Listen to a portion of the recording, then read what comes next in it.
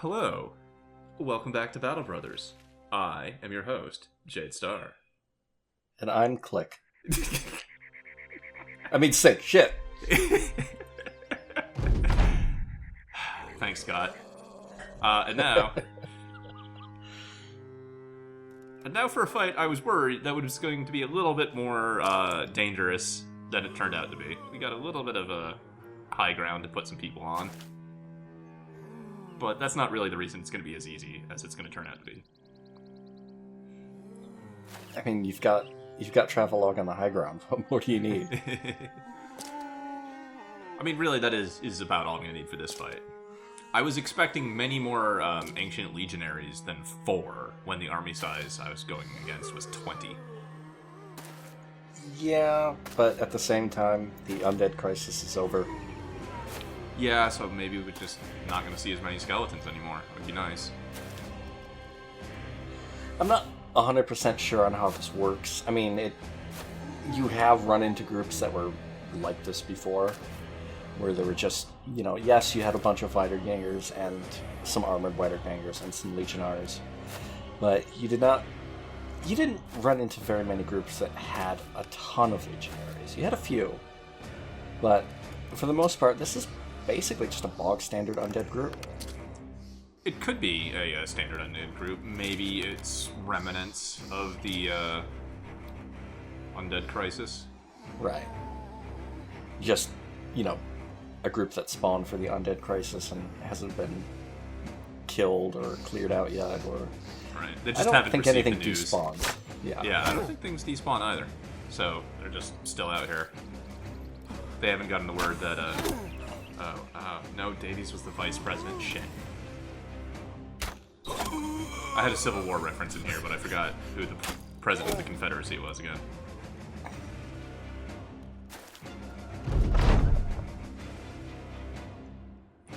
But yeah, so I was worried that this might be a serious fight, and it's like, oh, there's only 4 skeletons, and then just like a whole bunch of shitty zombies. This will be fine. Yeah, I mean, zombies aren't resistant to piercing weapons. Zombies don't hang out in a line. In a giant shield wall. Yeah, there's no vampires. I mean, a lot of these zombies aren't even carrying weapons, for fuck's sake. How many? I see 2, 3, 4. Yeah, I feel there's 5, yeah. Well, it's hard because one of them moved while I was counting. Right.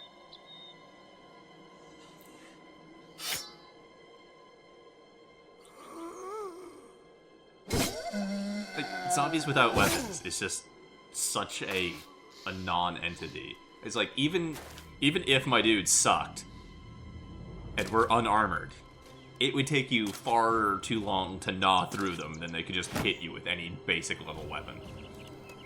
I mean, this is only really true of Battle Brothers. I mean, your classical zombies are dangerous because one bite turns you into a zombie eventually. Right. It's eventually.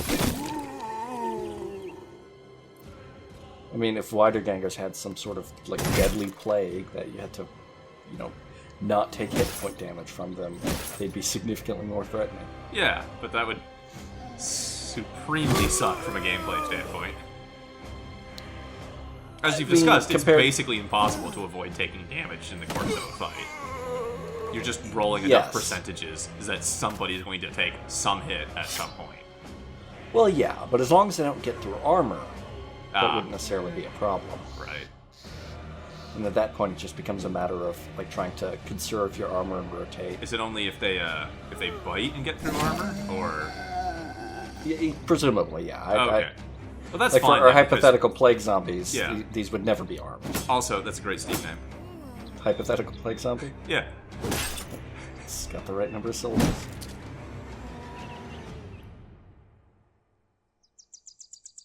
We've already gotten, a third of the enemy force dead, or re-dead, by... Re-dead's also more terrifying than these zombies. Yeah, right. Like, if these zombies, like, screamed, paralyzed your brothers, and then humped their heads, I think they'd be a lot more scary. I mean, I'm surprised that's not one of the DLC reworks. Yeah, no, I was going to say that the DLC monsters are just... They're not unmanageable, but everything there is just way more threatening in a way that just doesn't exist in the base game. Like, they fucking... I want to say whelps, but no, that's from the fucking Warcraft video. The things that put your brothers to sleep. Right, yeah. They have a easy, simple counter, and the easy, simple counter is dogs. Oh, is that it? Yeah. Oh, okay. You bring a whole bunch of dogs and send them after. Oh, just so they either put, like, dogs to sleep, or... Yeah, they either put your dogs to sleep, or the dogs catch them and maul them. Okay. Because they're not terribly tough. I thought the standard tactic was to spread out. Well, yeah, you do spread out, but, like, you start all clumped up. Right. And having them waste, essentially, their sleep spells, or whatever, on the dogs is very helpful. Right. I know I read about the Sirens, who I've not seen in practice since I don't run the DLC, but just sound utterly obnoxious of that they charm a brother, and that if you hurt the Siren, the brother takes damage as well. And I've already mentioned how most enemies have much greater HP pools than your brother's gonna have, so that seems super shitty. So what's interesting about that is that if you're only fighting the Hex Witches, or whatever it is that they're called, because they have some sort of German name, a perfectly valid strategy to dealing with this is to just put away all your weapons. Oh, okay. And beat them to death with your fists. What? Okay. Yeah. How does that interact with the whole damage reflection thing, then? Well, because they don't have all that much in the way of hit points. Oh, okay. So you just do less to yourselves that way? I don't believe they actually have anything in the way of damage reflection either. But the big problem is that they do charm your brothers, and then you have to, like, beat the sense out of your brothers, or fight around them or something. Like, they can only charm one dude personally, but people have said they've gotten into encounters with, like, 9 of them, which is obviously problematic. Yeah, that sounds terrible. But yeah, apparently it's a legitimate strategy just to unequip your weapons and just beat them to death with your fist. Dogs, again, also helpful there, although the dogs can get bogged down attacking your own dudes. I'm still sad I haven't seen the only, like, DLC monster that could have popped up in our campaign, the Lindworm. Yeah, the free DLC. They're relatively rare. Oh, they're super fucking rare. I've seen, like, I saw a glimpse of one before, like, a Noble House company murdered it. Yeah. And I believe that they just don't hang around civilization. Like, you have to actively go searching out in the middle of bugfuck nowhere.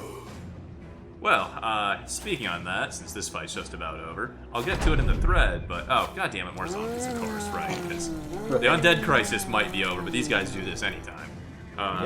We might be going out and searching the middle of absolutely nowhere at the end of this post. Or, well, we'll be discussing it at the end of the post. The next update, we might be going out into the wilderness. And by might, I mean we will. Yeah. I mean, it is possible to continue the game and just pick a different endgame crisis. I can't pick. Like, you can pick the first one you get. Okay, you don't get to pick a crisis, but you can choose to just continue onwards and eventually there will be more crises. Yeah. We're probably not going to be doing that much. Like, I'm not going to probably stick with this for another 100 days of campaigning. You totally can in your own time if you have this. But we are definitely going to continue to explore the world, because we're not done. There's a little bit more to it than just the game and the crisis. Like we talked about Lindworms, those are a fun additional challenge. They're something like a preview of the DLC monsters, in that they're not people. They're monsters. So wow, way to dehumanize our enemies. When our enemies are literally inhuman monsters, I think it's perfectly valid. Perhaps so. Alright, well, that was a quick, good, easy fight. That'll cap out our patrol. We'll turn in all over the heads to the noblemen back at, Eichendorf, yep. And we're gonna get a fat stack of cash, and we're gonna have some plans. And I'll cover that in the post, and I'll see you there.